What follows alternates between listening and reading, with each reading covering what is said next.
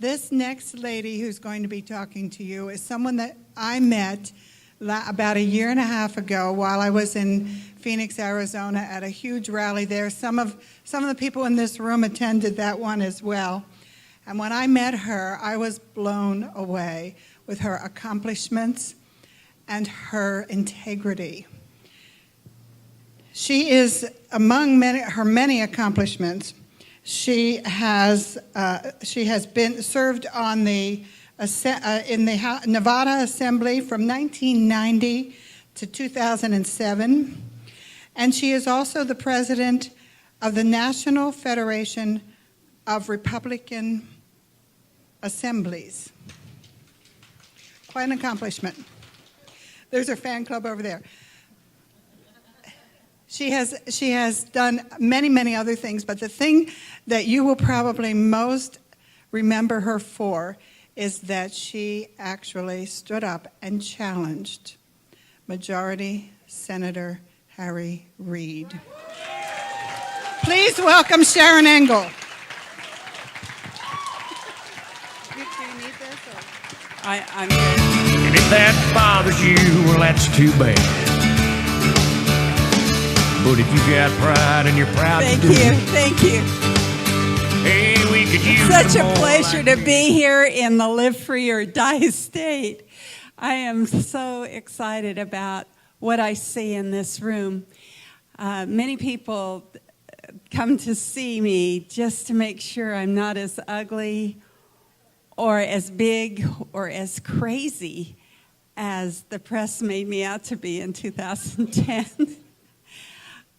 I didn't start out to be a politician. I actually grew up in Reno, Nevada, went to college to be an artist, and met a fellow in my senior year, decided to get married, changed my major from art to education, realizing that I wasn't going to those wonderful far-off places like Paris and New York City and Rome. I was going to be in Ely and Winnemucca and Tonopah. And I spent 25 years raising my family in the rural outback of Nevada. My son, who's my youngest, failed kindergarten.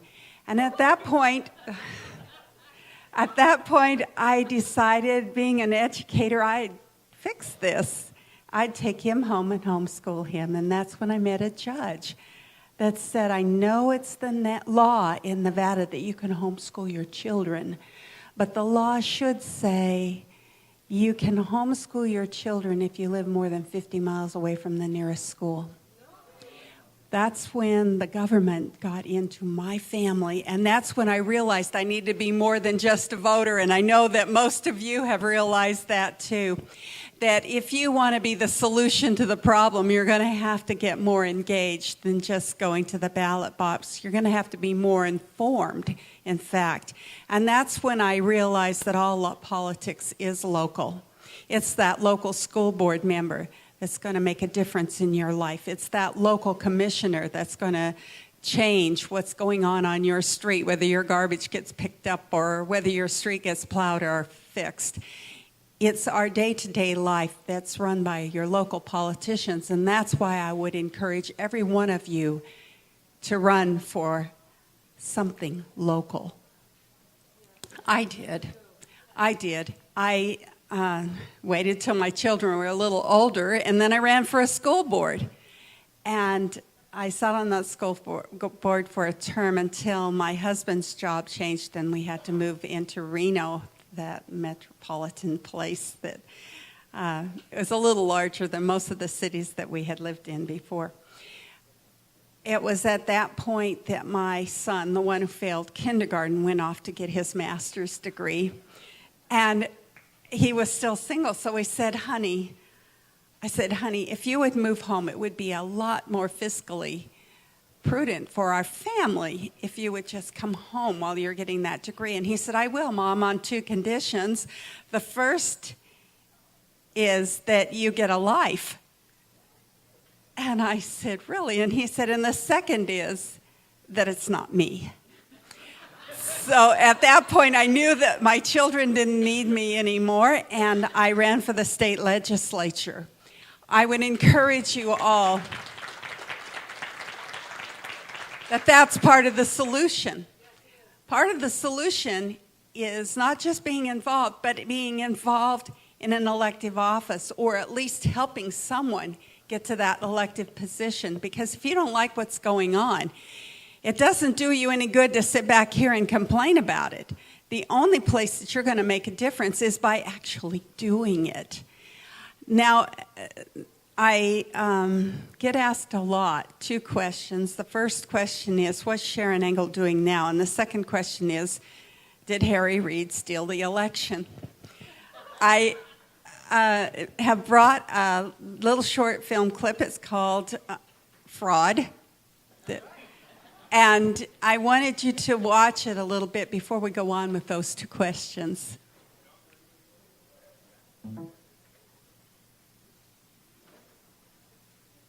We have the sloppiest election.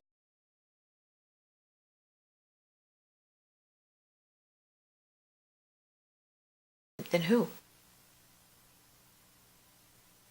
If not us, who? And so here's another solution. First, get involved, run for office, help those who do run for office. Secondly, you can be part of a project to clean up the vote in your state. It's happening all over. I hope that this guerrilla film kind of showed that. It happens all over to one extent or another. They used to say it's the +3 in Chicago, which means there's a 3% discrepancy. We know that in some states it's as much as 10%. That's our most basic right, is the right to vote. That's why so many people don't vote, it's because they don't think it counts. We've got to be part of that solution. We've got to make sure that your vote in New Hampshire counts, and there's ways that you can do that. You can do that. And my friend Linda Payne, she's willing to come and train any of you that would like to get involved in election integrity. It's not a Democrat problem. It's not a Republican problem. It's an American problem. And we need to be a part of that solution. Another part of the solution is that we need to get within our party and make sure that when we go to convention and bring in that great platform, that our politicians are actually running on the platform. And that's what the National Federation of Republican Assemblies is. We are the Republican wing of the Republican Party. In fact, 30 years ago, Reagan called us the conscience of the Republican Party. And I'm here this afternoon to talk to anybody that wants to know more about the Republican assemblies. We are the home of the Frederick Douglass Republicans. And I hope that that kind of sparks your interest and you say, well, what does that mean? That's exactly what we wanted to do, because we need to change the conversation. We need to not allow the press or anyone else to revert right to their paradigm. When we say we're a Republican, they say, well, I know what that means. Well, maybe you don't. Maybe you don't know that Frederick Douglass was a former slave and a lifelong Republican that believed in 4 principles: the Constitution, personal responsibility, the right to life, and limited government. Oh my gosh, I think that's me. So you'll want to come to that meeting at 3:30 with all the others here in New Hampshire that are interested in what can happen when we work from the inside. We also at the National Federation of Republican Assemblies have been encouraging states to get involved in repealing Obamacare. And we know that there are 14 states that have exchanges. Nevada happens to be one of them. Our Republican governor was the first and only Republican governor at the time to bring Obamacare into the state and establish a state exchange. This year I helped legislators formulate legislation and run a bill to repeal Obamacare in our state. We get a lot of lip service, but we should say, where's the bill? Where's the action? I don't want to just see your mouth move. I want to see your feet. And so that's part of it. We need to get involved asking for action. Finally, I have a PAC. It's called Our Voice PAC. It's part of the National Federation, but not really. And the reason is because the IRS. We need to have a vehicle in which we can impact elections. PACs are not good or bad. They're just a vehicle. They're an IRS vehicle that allows us to collect money and use it at the federal level or at the state level in an impactful way. And some of the things we've been doing are the second clip, if you will, Mike. And this one you'll like. We had 4 dead Americans. Was it because of a protest, or was it because of guys out for a walk one night who decided they'd go kill some Americans? What difference at this point does it make? Here's why it matters. Because when they put out word that this was not a terrorist attack, it furthered the narrative that somehow Al-Qaeda was in disarray. And the fundamental question is, did the administration really believe that? Because if they did, they badly miscalculated. Or did they know it wasn't true, but for political reasons did not want that narrative out there? What difference does it make? It makes a difference to the American people, and it makes a difference overseas to the terrorists who did this. Of course it matters. This administration consistently refuses to confront the reality of international terrorism. It was Al-Qaeda, and it took this administration, 14 days during a campaign to admit that that was the case. It makes a difference to the families of the 4 dead Americans. It makes a difference to Pat Smith, still waiting to find out how her son Sean died. It would have made a huge difference to Ambassador Stevens had he been warned to prepare for an attack. President Obama and Secretary of State Clinton engaged in a cover-up of monumental proportions. An awful internet video. Reaction to the video. You had a video that was released. This video. So Obama was pushing the line that when he killed bin Laden, he killed Al-Qaeda. And if he admits that we were hit by this magnitude of a terrorist attack 2 months before the election, he would be in serious trouble. What difference at this point does it make? There are many unanswered questions here months after the tragic loss of 4 brave Americans. Why, when it went down, when she was aware that there was an attack, why she did not immediately ask for urgent military help? Where were the people who were at the embassy and then evacuated? Why were so many warnings ignored by the State Department? We want the answers. This was all in the heat of a presidential campaign. A president who was campaigning saying, bin Laden is dead and Al-Qaeda's on the run. We know that's not true. What difference at this point does it make? The fact is, we had 4 dead Americans. The reason that Benghazi is still important now as a political issue is that the President of the United States was reelected in part because of a deliberate cover-up. And the word is cover-up. Did we just reelect a President of the United States based on a lie? What difference does it make? She knew the facts.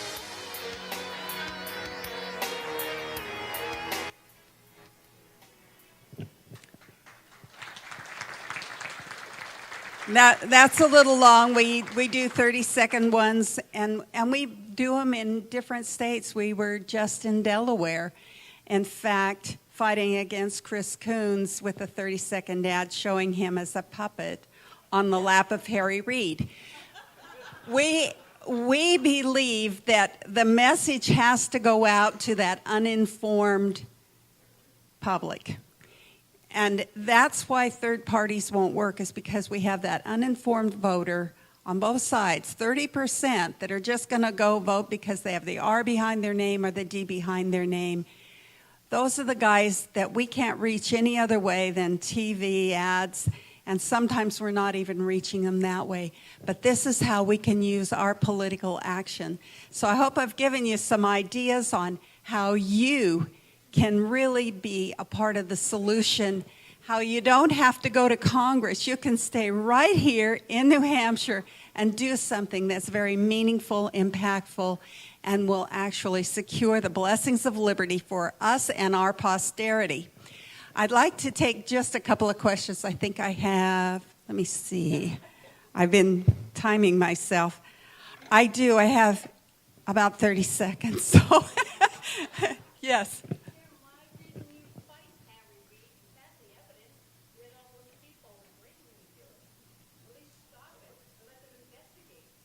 We did.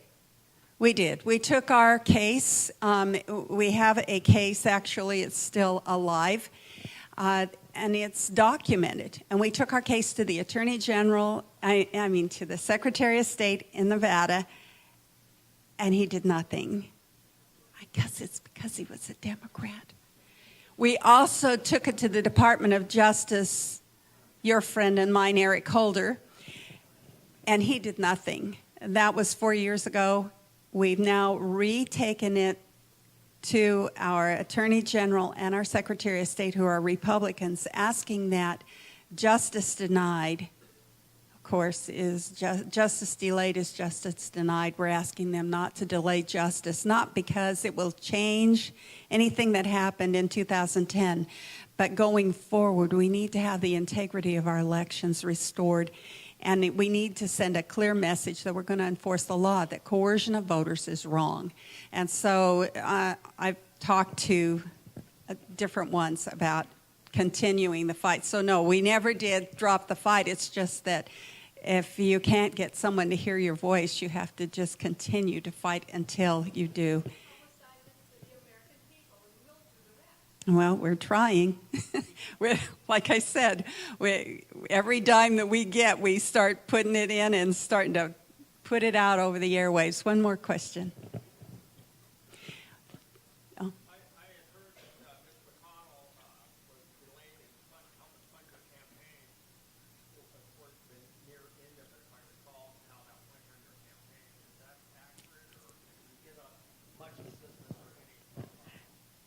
That was an interesting campaign. I think that we were a test ground for things that happened in 2012. You saw one of them on the film where we were the only state reporting voting machines flipping the vote, and then 8 other states in 2012 said that they had the same flipping going on. So what Harry Reid did in Nevada in 2010 has been exported to other states and continues to be exported. One of those things, and this is getting to your question, is this problem that we have amongst the Republicans ourselves. We find there's a degree of sabotage, if you will, and at least a withdrawal from the candidate if it's not their candidate of choice. And we found that to be a difficult problem within our campaign as well. So I could discuss that more if you want the details, but I'm getting wrap up. So I'm wrapping up. God bless you and God bless America.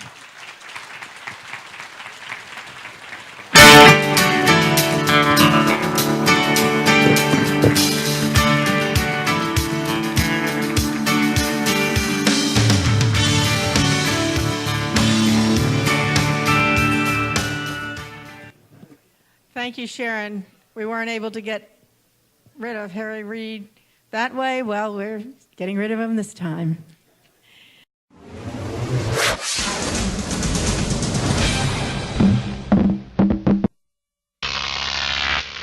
Croc TV.